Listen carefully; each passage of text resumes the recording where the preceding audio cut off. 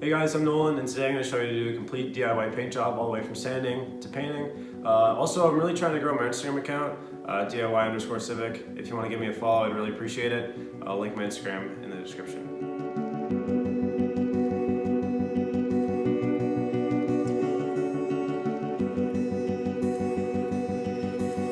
You paint a picture in my mind.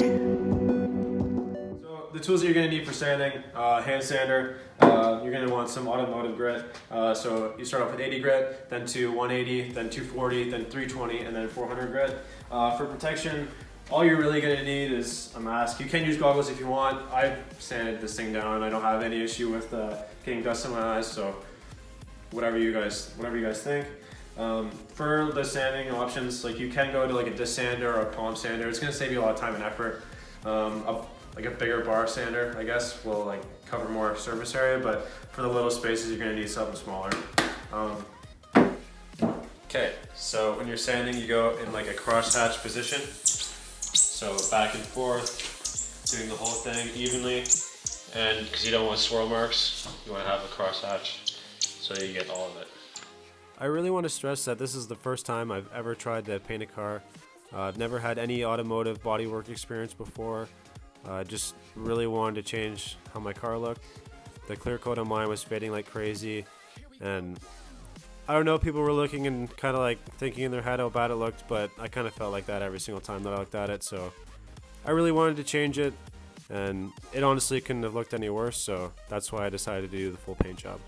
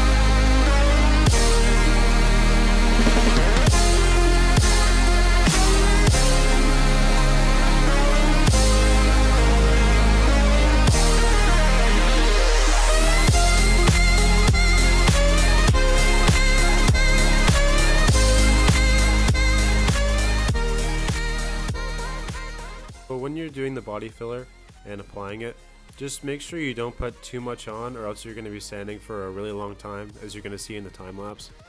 I would say that's the only thing that I encountered when I was putting it on, and make sure you have a nice even application so you don't have any bubbles where you're going to miss some.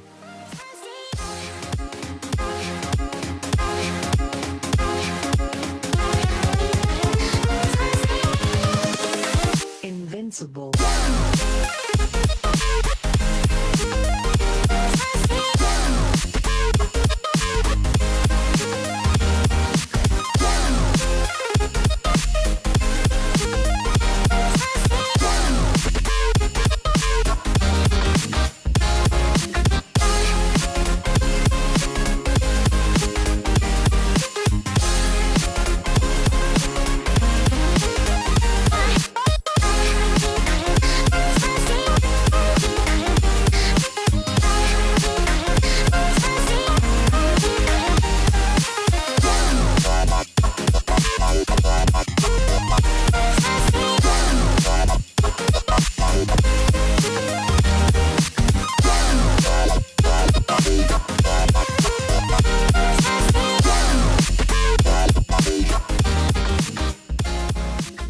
For the 400 grit sand, I decided to do a wet sand because when I was sanding with the 400 grit sandpaper dry, it was constantly clogging up my hand sander and I was having a whole bunch of issues with it.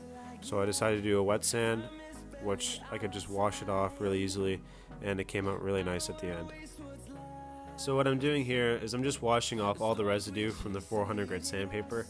Even though most of it had been washed off by the water, there was still some left over, so I just wanted to make sure the car was nice and clean before I parked it back into the garage to get ready for paint prep.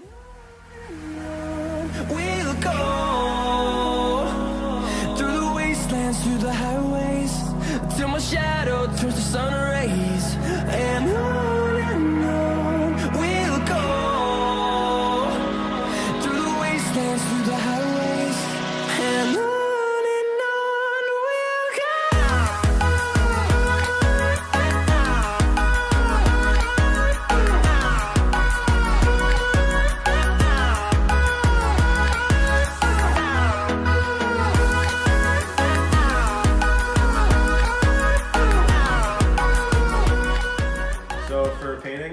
What you're going to need for preparation is you're going to want some water resistant or bleed resistant painter's tape. What I got here is an 18-inch by 750 foot roll.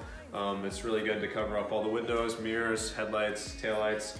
And then for tape it all up, I got a 3/4 roll that you're going to use for the small seams, and then for the larger seams, the headlights and the taillights, you're going to want to use the 2-inch roll. So for protection, what you're going to want to use, let's get this out of the way. This is a chem guard. It's like a full suit, just protects your clothes, your skin, anything like that. We also have gloves here too that I'm going to be using. And then for goggles, I'm using ski goggles. I didn't really want to spend the extra money, and I think they're going to work fine. And then for respirator, you're going to want to invest in a good respirator because you don't want to breathe in the toxins. It's bad for your lungs. And then right before you paint, you're going to want to have these tack cloths to just get rid of all the dust, all the dirt off the surface after you've washed it, so that way you don't have anything bad and it won't affect your finish.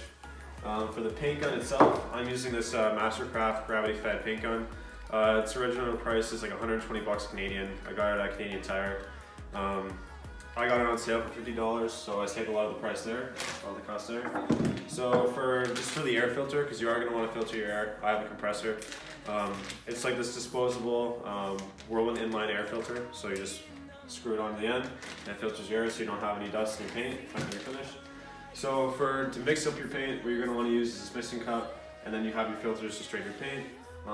The paint itself, this is going to be pretty controversial because a lot of people are going to have their own opinions on this, but what I've chose to use is like a single stage urethane paint with just a catalytic reducer, and then the paint catalyst and then the reducer.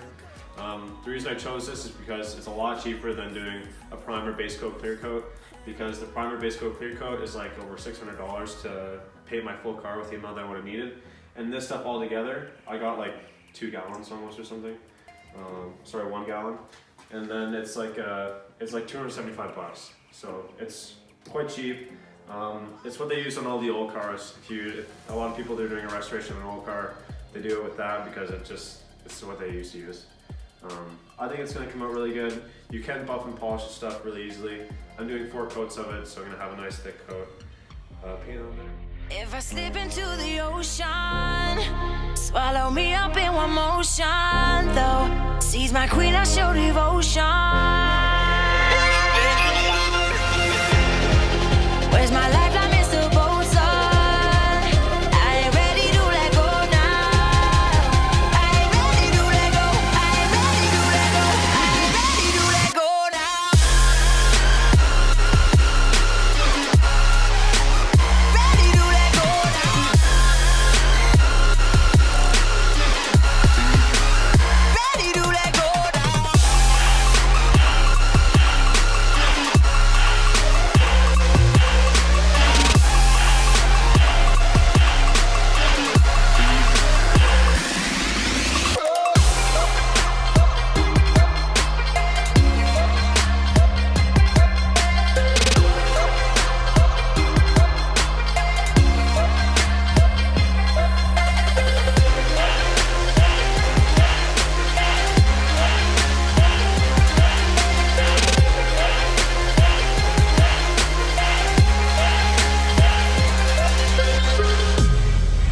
If I slip into the ocean, swallow me up in one motion, though.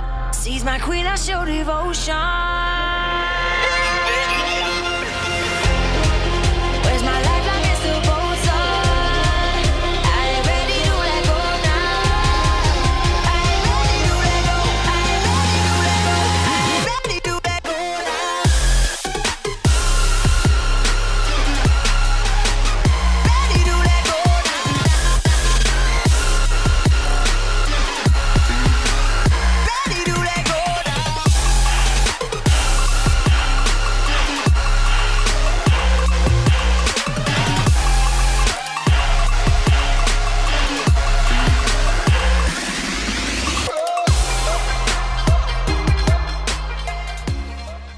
after you're done mixing your paint, you're going to want to test your spray pattern.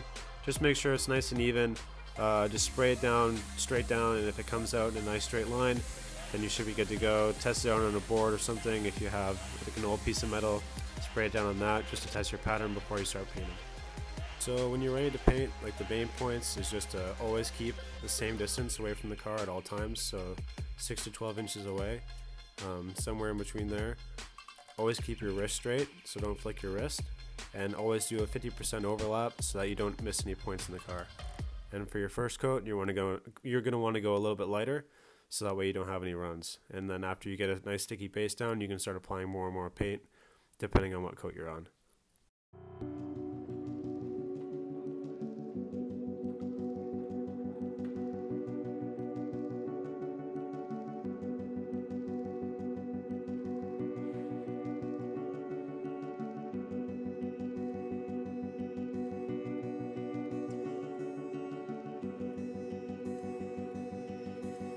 You paint a picture in my mind. You wanna leave it all behind. In a world that's turning all the time, nothing could stop me longing for your eyes. I won't let it die. I can feel you when you're not around. When the night gets cold, I won't be alone. We won't be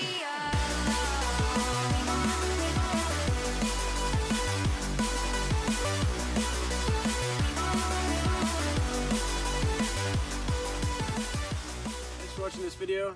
Leave a like and a comment if you enjoyed. I'd like to thank Liam. He's been my photographer through all this, helping me set up the time lapse, all the videos and the pictures and stuff like that. So I'll link his Instagram down below. Also for this car's Instagram, DIY_Civic, I'll link it in the description below and also a tag in the comments or something.